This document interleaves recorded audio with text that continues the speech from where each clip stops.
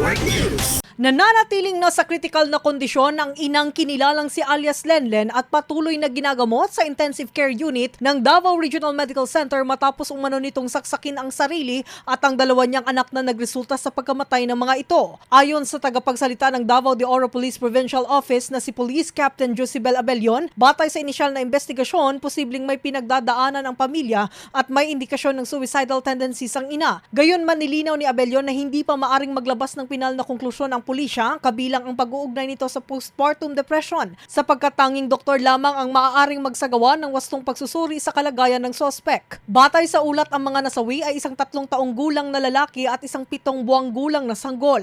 Pareho silang nagtamo ng mga sugat mula sa pagkakasaksak. Napag-alaman din na nagkaroon umano ng hindi pagkakaunawaan ang mag-live-in partner bago ang insidente. Sa kasalukuyan, inihahanda na ang pag-execute ng affidavit of desistance o formal na hindi pagsasampa ng kaso ng partner laban sa sospek. Kasama mo sa DXDC RMN Davao, Radyoman Abi Bibera, Tatak RMN. RMN Network News.